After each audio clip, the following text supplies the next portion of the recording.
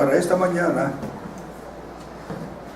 tenemos los siguientes pasajes: Jeremías en su capítulo 12, Ezequiel también en su capítulo 12, es el Antiguo Testamento, y el Nuevo Testamento es Primera de Pedro, su capítulo 1, y vamos, porque van de acuerdo con lo que encontramos en Ezequiel y en Jeremías. Vamos a seleccionar Primera de Juan. Segunda de Pedro dejaremos para más adelante, ¿verdad? Y el énfasis en estos versículos, por eso me llamó la atención y le di gracias a Dios por ello, es la comunión. La comunión. El Evangelio apela a nuestros sentidos. Tenemos 5 sentidos: la vista, el olfato, el gusto, el tacto y el oído, ¿verdad? Son los 5 sentidos, y el cristianismo afecta a nuestros sentidos. Cuando en una adoración ponemos a trabajar los 5 sentidos, es una adoración perfecta, preciosa, efectiva, ¿verdad? Y es como dice Juan, es con el Padre y con su Hijo Jesucristo y entre nosotros mutuamente, dice allá. Así lo vamos a terminar cuando veamos 1 de Juan capítulo 1, ¿verdad? Entonces apela a nuestros sentidos, a nuestras emociones. Hay una gráfica, yo no sé si estará bien dicho así, pero es un círculo que aquí me gustaría verlo escrito, ¿verdad? Que nos representa a nosotros, y por fuera, para relacionarnos con el mundo y con el Señor, están los sentidos: el oído, el olfato, el tacto, el gusto, y el otro que me faltó, la vista. La vista. Ok, muy bien, la vista. Y por dentro está el hombre completo, el hombre trino, está el espíritu, el alma y el cuerpo. Y en medio hay una parte importante que es uno de los 3 elementos del hombre, es el alma del hombre, ¿verdad? Arriba tiene una puerta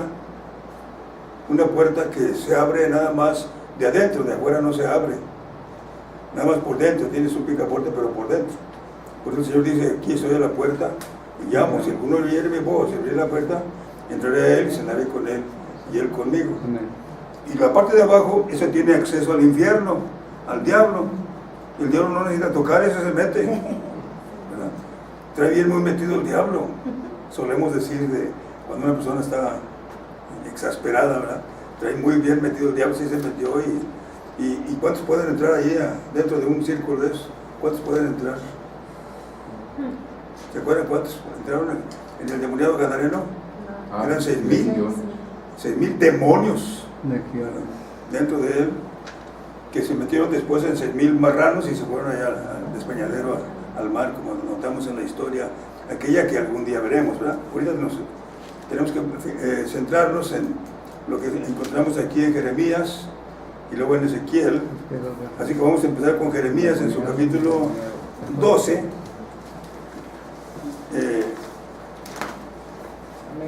En mi intervención por hablar de la palabra de Dios, ahorita estoy en los capítulos 12 del Antiguo Testamento, 12, y a veces tomamos o el 32 o el 52, como sucedió cuando hablé de profeta Isaías en su capítulo 52, ¿verdad?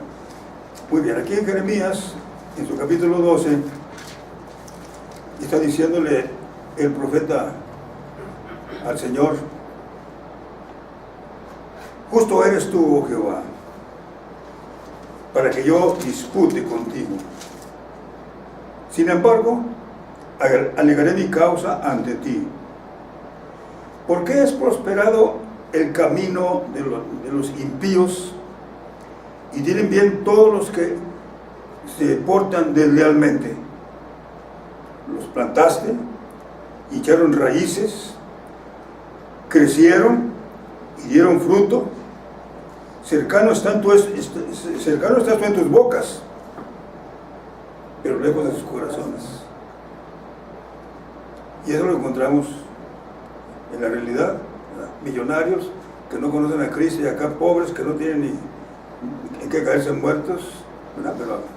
Pero gozosos, ¿verdad? Por el Señor, porque Dios así lo ha hecho. Y dice el profeta Jeremías lo que expresa también Isaías: este pueblo de labios me honra, mas su corazón lejos está de mí. Y es prácticamente lo que encontramos aquí. Y Jeremías pues está alegando con Dios tal cosa, ¿verdad? Se dio el lujo de reclamarle a Dios tal cosa. Ahora es interesante, hermanos, que en esta ocasión nos toque Jeremías y Ezequiel. ¿Saben ustedes por qué? Porque fueron contemporáneos en la predicación, fueron contemporáneos.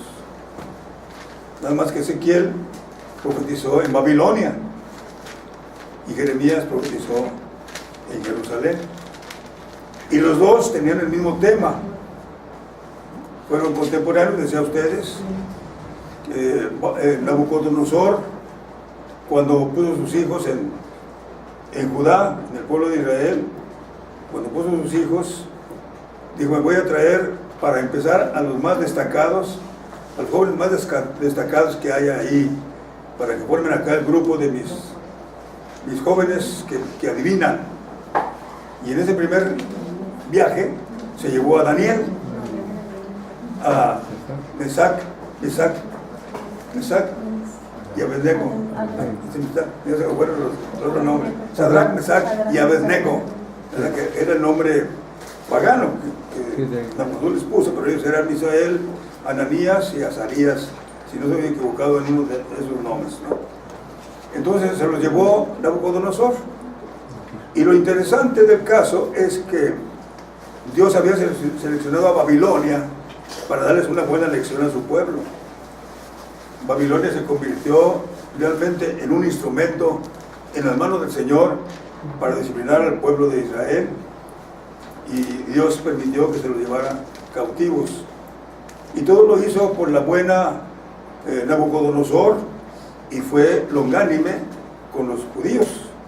Por eso seleccionó a esos tres jóvenes, buenos jóvenes, un buen número de jóvenes, no sabemos cuántos, pero un buen número de jóvenes se los llevaron cautivos ahí. Nada más que de todos ellos, nada más Daniel propuso en su corazón de no contaminarse, ¿verdad? Ni comer la comida del rey, ni el vino de su beber. Y también con ellos pues estaban esos tres: Azarías, Misael y Ananías, ¿verdad? Ellos tres fueron los únicos que permanecieron fieles, y se notaba que realmente que Daniel era el más fiel, y que inclusive influía en esos tres jóvenes. Por eso cuando Daniel fue a cumplir con una misión que le dio Nabucodonosor y dejó solos a aquellos tres, se le ocurrió a Nabucodonosor hacer una estatua y decirles: adórenla. Pero aquellos tres muchachos dijeron: nosotros no vamos a adorar a tu estatua. Y le dijeron a Nabucodonosor, y Nabucodonosor se enfureció y dijo: pues ¿qué se creen estos? Y entonces encendieron un horno, ustedes se acuerdan, un horno al cual iban a ser lanzados todos aquellos que no estuvieran dispuestos a adorar a la imagen. Y alguien le dijo: fíjate que aquellos ustedes sabrán, no van a adorar tu imagen. No, pues ¿qué se creen? A ver, tráigamelos. Y entonces, enfurecido, les dijo: ustedes no quieren adorar la estatua, bueno, pues si no la adoran, lo vamos a echar en ese horno de fuego. Y fueron valientes los muchachos, porque uno de ellos dijo: no tenemos interés en platicar sobre eso, sobre ti, no nos interesa nada. El Dios en que creemos, Él es poderoso para librarnos de ese horno de fuego, y de tu mano, oh rey, nos va a librar. Y si no lo hace, no le hace. Nosotros no adoraremos la estatua que tú has levantado. Y me gustó ese valor de los muchachos. Nosotros no vamos a alegar contigo. Dios puede hacerlo, y si no lo hace, es su voluntad. Pero nosotros no adoraremos la estatua que tú has levantado.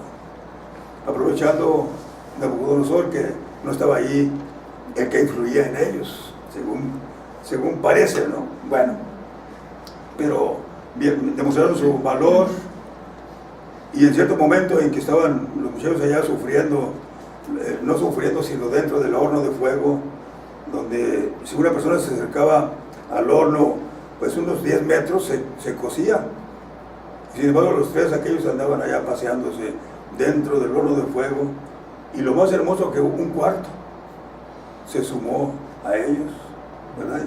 Y conocemos la historia tan bonita en donde este hombre se levantó de su asiento y dijo: no echaron 3, ¿por qué hay 4? Y el cuarto es semejante al Hijo de los Dioses. Y lo mandó sacar y no sufrieron ninguna quemadura, y aquellos que lo sacaron se cocieron, ¿verdad?, por el impacto.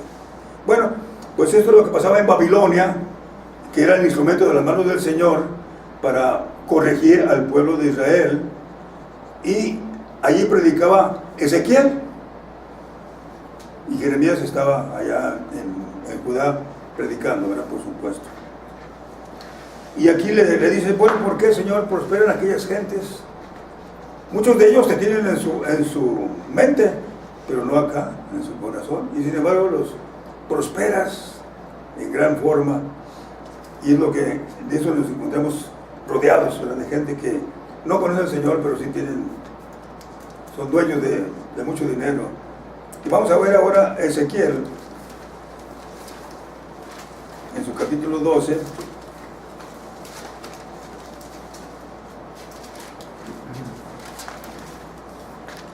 Vino a mí palabra de Jehová diciendo: hijo de hombre, tú habitas en medio de casa rebelde, los cuales tienen ojos, pero no ven, tienen oídos para oír y no oyen. Aquí están los sentidos en acción. Tienen ojos y de nada les sirve, tienen oídos y tampoco los usan, dice ahí el texto, porque son casas rebeldes. Por tanto, tú, hijo de hombre, prepárate en seres de marcha y parte de día delante de sus ojos, y te pasarás de tu lugar a otro lugar a vista de ellos, por si tal vez atiendan, porque son casa rebelde. Y sacarás tus enseres de día delante de sus ojos, como enseres de cautiverio, mas tú saldrás por la tarde a vista de ellos, como quien sale en cautiverio. Delante de sus ojos te abrirás paso por entre la pared, y saldrás por ella. Delante de sus ojos los llevarás sobre sus hombros. De noche los sacarás y cubrirás tu rostro, y no mirarás la tierra, porque por señal te he dado a la casa de Israel. Yo hice así como me fue mandado, saqué mis enseres de día como enseres de cautiverio, y a la tarde me abrí paso por entre la pared con mi propia mano, salí de noche, los llevé sobre los hombros hasta vista de ellos, y vino a mí palabra de Jehová diciendo, por la mañana diciendo: hijo de hombre, te han dicho la casa de Israel, aquella casa rebelde, te han dicho: ¿qué haces? Y ahí seguimos leyendo que, por supuesto, no. Pero tanto en Jerusalén como allá en Babilonia eran casa rebelde los israelitas. Realmente Jeremías fue la última oportunidad que tenía el pueblo de Israel para vivir bien, pero al contrario, vivían más mal cada vez, ¿verdad?, como podemos notar en ese tiempo. A Ezequiel hablaba, pero por medio de dramas. Enseguida tenemos otro dramita también al que el Señor le llamó, que él lo llevara a cabo para que la gente le preguntara. Era un buen actor, ¿verdad? Y así había ocasiones en que le preguntaban las gentes. Pero el Señor aquí en este caso está diciendo: ¿ya te preguntó alguno de esos rebeldes? Y Ezequiel dijo: no hay nadie que me pregunte. Eran duros de corazón, tanto los que estaban en cautiverio como los que todavía permanecían allá en Jerusalén. Pasó algunos años Ezequiel predicando hasta que le tocó vivir el cautiverio babilónico. Y a Jeremías también pasó un tiempo predicando hasta el cautiverio, y vivió después del cautiverio, como notamos en la palabra del Señor.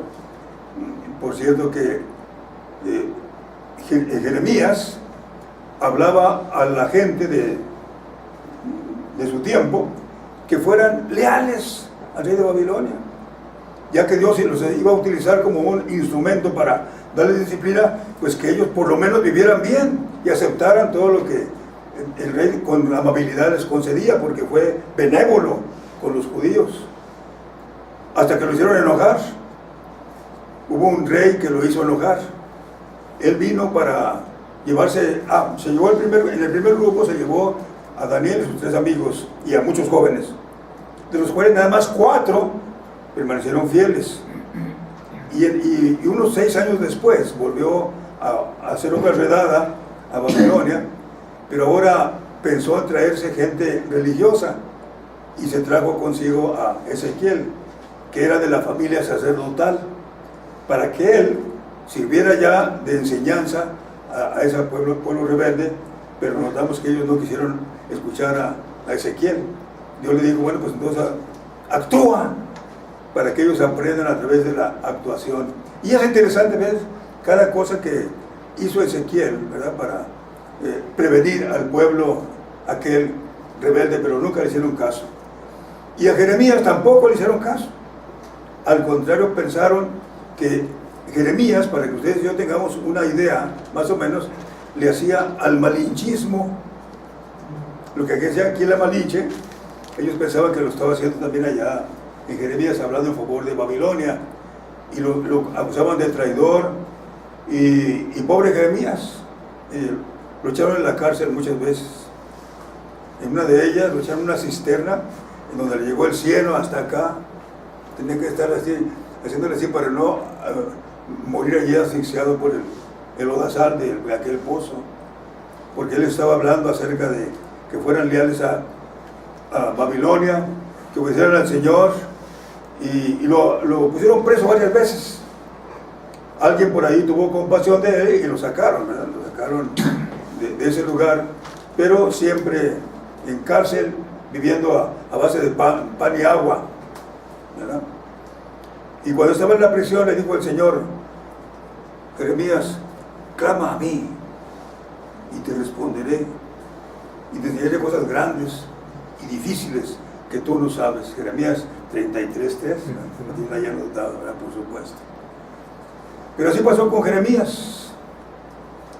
Vino Nabucodonosor a Jerusalén para llevarse al rey Joacim, que era uno de los últimos reyes de Judá, y allá lo aprisionó y dejó en su lugar a Sedequías. Tú encárgate aquí de la gente que te voy a dejar aquí, para que no se quede abandonado aquí el negocio, por así decirse. Tú te haces cargo de él, pero cuídate de no recurrir a Egipto. Allá en el Salmo número 20 dice, ellos confían en Babilonia y ellos confían en Egipto, ¿verdad? A nosotros tendremos, el nombre de nuestro Dios tendremos memoria, dice en el Salmo número 20. Bueno, pues Sedequías fue lo primero que hizo, pedirle auxilio a Egipto, y entonces provocó la ira de Nabucodonosor, quien se vino, destruyó el templo, saqueó todo el oro con que había cubierto Salomón el templo, y se llevó también las vasijas y todo lo que se usaba en el sacrificio para adorar al Señor, se lo llevó a Babilonia. Y a Sedequías lo castigó terriblemente, porque lo sentó allí en un trono de peluche, ¿verdad? Y luego sacó a sus hijos y a uno por uno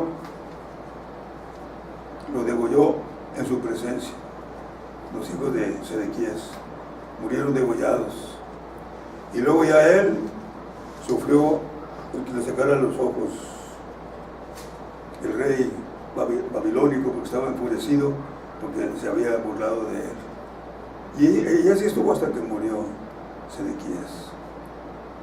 Así que a este tipo de gente hablaron tanto Ezequiel en Babilonia como Jeremías acá en Judá, y en algunas ocasiones inclusive en espíritu, dice Ezequiel, el Señor lo llevó a Jerusalén para que él allí profetizara, bueno, tantas cosas que el Señor hizo para que aquel pueblo se compusiera y no se compuso. Y hay por ahí un profeta que dice el pueblo se echó a perder porque le faltó conocimiento. Y en efecto, era muy difícil que ellos disfrutaran de este ambiente que ahorita ustedes y yo disfrutamos. Era muy difícil, porque para empezar no había esto. Si acaso, pues sacaban uno de los rollos, pero llegó a ser mucho rollo, sacar un rollo. Así que mejor no lo sacaban y se limitaba nada más con decir aquello, ¿verdad? Y los rollos allá estaban escondidos, ¿verdad? Hasta que Josías, un poquito antes de lo que estamos hablando allí de Sedequías y de Joacim y Sedequías, Josías mandó a limpiar el templo y encontró que ahí estaban los rollos empolvados. No había quien hablara de ellos o enseñara acerca de ellos. Y el pueblo se desenfrenó por causa de por falta de conocimiento. Qué importante es que conozcamos la Sagrada Escritura. Dice el Señor Jesucristo: erráis ignorando las Escrituras y el poder de Dios. Así que tenemos esos profetas contemporáneos, allá por el año entre 600 y 500 antes de Cristo. Esos son los que predicaron y a ambos les tocó ver, ser testigos de ese cautiverio del pueblo de Israel, ¿verdad? Bueno, pero ahora vamos allá al Nuevo Testamento y tenemos en la primera carta de Pedro que él dice, Pedro, por eso me llamó la atención y me gustó esto. ¿Cuál cita? ¿Pedro qué? Primera de Pedro, capítulo 1, hermano. Por eso me llamó la atención esto y me dije, tienen mucho en común Jeremías, Ezequiel y Primera de Pedro, ¿verdad?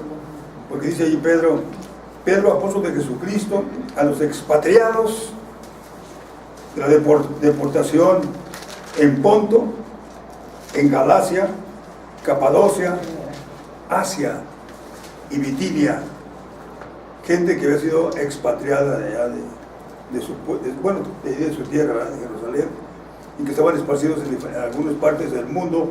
Entre ellos estaban aquí Ponto, Galacia, Capadocia, Asia y Bitinia. Y a ellos escribe Pedro y les dice, elegidos según la presciencia de Dios Padre en santificación del Espíritu, para obedecer y ser rociados con la sangre de Jesucristo, gracia y paz os sean multiplicadas. Bendito el Dios y Padre de nuestro Señor Jesucristo, que según su grande misericordia nos hizo renacer para una esperanza viva por la resurrección de Jesucristo de los muertos y para una herencia incorruptible, incontaminada e inmarcesible, reservada en los cielos para vosotros que sois guardados por el poder de Dios mediante la fe para alcanzar la salvación que está preparada para ser manifestada en el tiempo postrero. Y llama la atención, insisto, en que Pedro tiene en cuenta en esta ocasión, cuando él escribe esta carta, tiene en cuenta a los expatriados esparcidos en diferentes partes del mundo para que conozcan la verdad del Evangelio. Y hay aquí una palabra, en el versículo 2 dice, elegido según la presciencia de Dios. Generalmente leemos presencia, pero no es presciencia, ¿verdad? Conocimiento que Él tuvo desde antes de todas las cosas y desde entonces inclusive nos eligió, dice la palabra del Señor, ¿verdad? Bueno, entonces Pedro está escribiendo a los expatriados y por eso me llamó la atención. Le dije, Señor, gracias, porque tiene que ver con la experiencia que vivieron tanto Jeremías como Ezequiel. Y me tocaría ver segunda de Pedro, pero pensé mejor, porque tiene más que ver con lo que estamos viendo en la primera carta de Juan, en su capítulo 1. Fíjense qué hermoso capítulo, qué gran capítulo el de la primera de Juan. Dice, lo que era desde el principio, lo que hemos oído. Era uno de los elementos de la personalidad. Lo que hemos oído con nuestros ojos, lo que hemos contemplado, y más, palparon los manos tocante al verbo de vida, porque la vida fue manifestada, y la hemos visto, y testificamos, y os anunciamos la vida, la cual estaba con el Padre, y se nos ha manifestado. Bueno, pues lo que hemos visto y oído, eso os anunciamos, para que también vosotros tengáis comunión con nosotros, y nuestra comunión verdaderamente es con el Padre y con su Hijo Jesucristo. Qué precioso, ¿verdad? Para que tengamos esa comunión. Por eso cantamos con júbilo: dulce comunión, la que gozo ya en los brazos de mi Salvador. Porque es dulcísimo estar en comunión con Dios y estar en comunión con los hermanos. Es lo que estamos viviendo aquí, en pequeño, pero estamos viviéndolo. Es realmente una experiencia con el Señor, y qué gusto que mi hermanita, que viene por primera vez a una reunión como esta, esté oyendo este mensaje. Pero Dios envió a su Hijo, ¿verdad?, para que podamos ser salvos y tener comunión entre nosotros, y lo más importante, comunión con el Padre y con su Hijo Jesucristo. Y dice: estas cosas os escribimos para que vuestro gozo sea cumplido. Porque luego resulta que una persona llega a tener su experiencia con Cristo y sigue sufriendo, sobre todo en aquel tiempo, ¿verdad? En aquel tiempo, aceptar a Cristo Jesús era firmar la sentencia de muerte, era exponerse a morir por los enemigos del Señor, ¿verdad? Entonces aquí nos alienta y nos dice, sobre todo eso, sobre todos esos temores que hay en derredor, tenemos el gozo cumplido, para que sepáis que tenéis comunión con Dios, y para que vuestro gozo sea completo, que no haya nada que temer. No hay que temer ni que desconfiar cuando estamos en los brazos de nuestro Salvador, dice el himnólogo. Y ese es el mensaje que hemos oído de Él y os anunciamos. Dios es luz, y en Él no hay ningunas tinieblas, o ninguna tinieblas en Él. No pude leer aquí porque estaba pensando que debía regresar un poquito a lo que encontramos al principio, ¿verdad?, cuando habla ahí de los sentidos puestos en acción, afectados por la presencia del Señor Jesucristo, ¿verdad? Hemos visto, hemos oído, ¿verdad?, y a su vez hemos sentido, hemos palpado. Claro que Juan y Pedro, pues ellos sí palparon, ya estuvieron cerca del Señor. A Juanito, por así decirse, pues se le pinta como recostándose en el pecho del Maestro, ¿verdad?, el de todas las confianzas. Y Pedro también, el de los muchos errores, pero sin embargo el Señor lo tenía siempre muy cerca de sí. Inclusive le dijo el Señor a Pedro: oye Pedro, el diablo te ha pedido para zarandearte como a trigo, pero yo he rogado que tu fe no falte. ¿Qué debería de haber hecho Pedro? Señor, pues ayúdame, no es mi intención, no quiero, no pasa en eso. Pero subió luego: nada, ¿qué tienes? Mi alma pondré por ti. ¿Tu alma pondrás por mí? Fíjate que antes que cante el gallo 3 veces, antes que cante el gallo, me negarás 3 veces que me conoces. No. O sea, aunque eso te negara, yo no. Seguía presumiendo Pedro, ¿verdad? Y por fin le niega. E inclusive alguien dijo que, justificando un poquito a Pedro, que Pedro no dijo propiamente: yo no lo conozco, sino que yo no lo conozco así. Lo conozco poderoso, ¿verdad?, calmando la tempestad, dando a alimentar a 5,000, resucitando muertos, sanando a los enfermos, pero así como está ahorita fracasado, lo desconozco. Eso dice alguien que por ahí lo justificó, ¿verdad?, como quiera que sea. De todas maneras le negó Y el interés del Señor por él, hermanos, lo vemos después, porque a la hora de resucitar, se le acerca y le dice: oye, Pedro, ¿me amas más que estos? Sí, Señor, tú sabes que te amo. Se le preguntó. Apacienta mis ovejas. Y vuelve a decirle: ¿me amas más que esto? Sí, Señor. Ya no dice lo del principio, ¿verdad? Sí, Señor, tú sabes que te amo. Y la tercera vez dice: Señor, tú sabes todas las cosas. Tú sabes muy bien todas las cosas. Y el Señor le dice: bueno, pues apacienta mis corderos. Cuando estabas joven, ibas a donde querías, pero ahora que ya estás viejo, te va a ceñir otro. Eso dijo diciendo de qué muerte iba a morir. Y vemos ahí el amor del Señor buscando a Pedro, como te busca a ti y a mí cuando le fallamos. ¿Y cuando no le fallamos?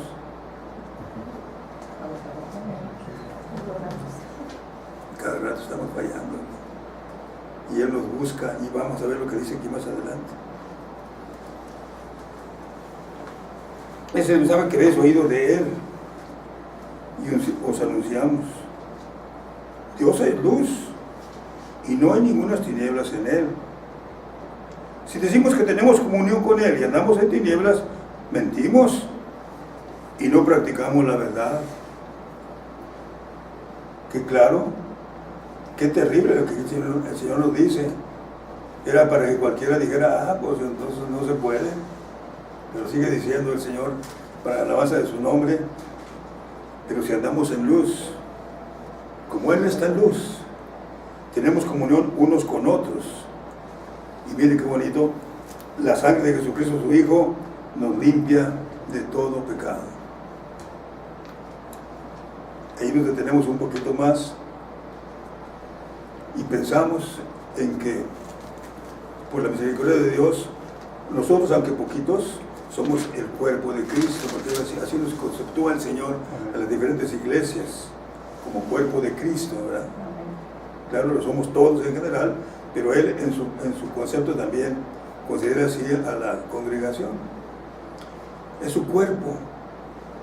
Y así como en este cuerpo tenemos la sangre que circula en el mismo y que está lista para oxigenar el resto del cuerpo, y si acaso subimos una cortadita o algo acá abajo, una herida, inmediatamente vienen los glóbulos blancos para atacar al posible enemigo, ¿verdad?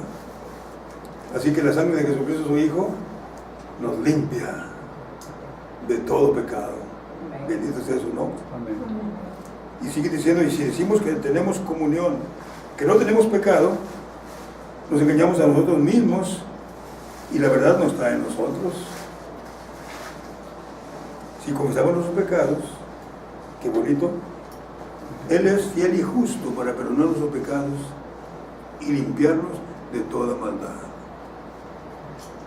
La sangre de Jesucristo, su Hijo, circula a través de nosotros, y cuando pecamos, su sangre preciosa corre para sanar la herida que se produce en ese cuerpo, y eso el Señor lo hace por su gracia, ¿verdad? Así que estamos aquí porque por la gracia del Señor no hemos sido consumidos, dice el profeta Jeremías en la carta, en el libro de las Lamentaciones. Así que nos dice: si decimos que no tenemos... pero si andamos en luz, como Él está en luz, tenemos comunión unos con otros, y la sangre de Jesucristo, su Hijo, nos limpia de todo pecado. Y vuelve a insistir en lo que dice el versículo 6. Si decimos que no tenemos pecado, nos engañamos a nosotros mismos, y la verdad no está en nosotros. Pero si confesamos nuestros pecados, Él es fiel y justo para perdonar nuestros pecados y limpiarnos de toda maldad. Y vuelve al 9. Si decimos que no tenemos pecado, le hacemos a Él mentiroso, y su palabra no está en nosotros. Y luego ya aquí pasa al capítulo 2. Pero originalmente las primeras Biblias que se imprimieron no había capítulos 12, no había ni versículos, así que era de corridito. ¿Qué Biblia usa usted? Mándame. La Reina Valera. La Reina Valera, sí, man. Pero las anteriores, cuando Gutenberg vino la primera, estaba todo seguidito. Así que podemos seguir usando la enseñanza que encontramos en el capítulo 2. Y miren qué bonito dice: Disculpe, ¿qué versículo está leyendo usted ahorita? La 60, la reina de las Sí, las pero versiones está dice. leyendo que la carta de Juan. Mande usted. Ahorita. Sí, pero carta de Juan, hermano, perdone. ¿Y qué versículo lee ahorita? Estoy leyendo el versículo 9. Pero el primer Capítulo 1, versículo 9, sí, hermano. Ah, ok. Terminé con el 1 y luego vamos al 2, que al fin y al cabo antes no había Sí, sí. versículos, podemos ver lo que sigue diciéndonos el Señor aquí en este pasaje. Cuando disfrutamos de la comunión con Él y la comunión unos con otros, ¿verdad? Y que la sangre de Jesucristo su Hijo los limpia de todo pecado. Fijémonos lo que dice el versículo 2. Hijitos míos, capítulo 2, sí, perdón. Hijitos míos, estas cosas os escribo para que no pequéis.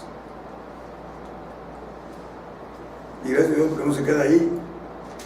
Y si alguno te hubiera pecado, abogado tenemos para con el Padre a Jesucristo el justo. Y Él es la propiciación por nuestros pecados, y no solamente por los nuestros. A mí me gusta mucho esta partecita, porque a veces pensamos que cuando dice el Señor y la propiciación por nuestros pecados, estamos pensando nada más en los míos, ¿verdad?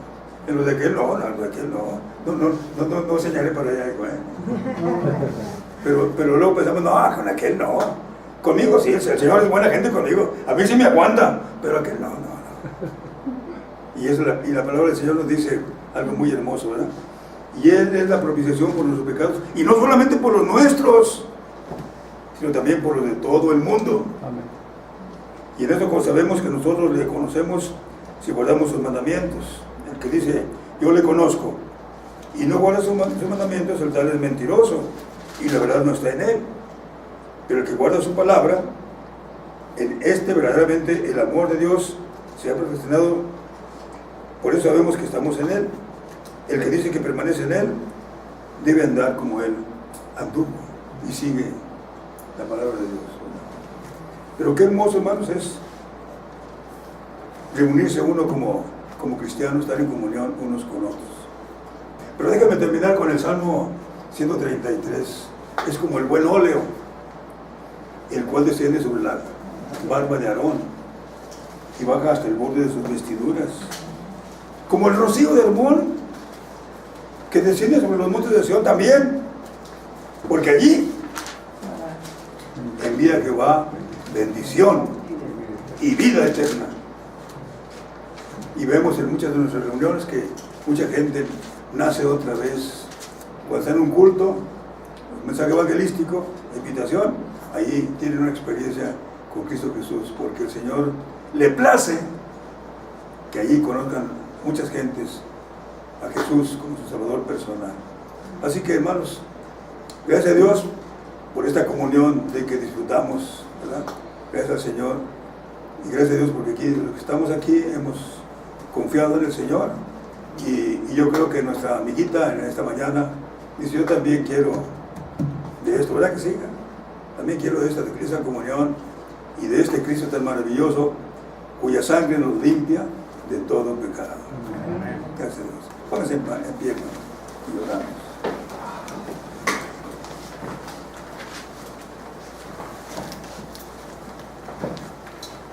Gracias, Padre amado, por tu palabra, que es preciosa, Señor, para nosotros. Gracias por lo que estamos aquí, Señor, bendito, y a quienes nos has hablado y nos has reunido para este momento, Señor. Porque a ti te gustó que aquí estuviéramos ahora, este hermoso número de hermanos. Gracias porque te hemos sentido, Señor, y porque disfrutamos de esta comunión contigo, con tu Hijo Jesucristo y unos con otros. Sigue, Padre amado, a nuestro lado. En el nombre de Cristo Jesús te lo rogamos. Amén. Amén. Gracias. Dios bendiga.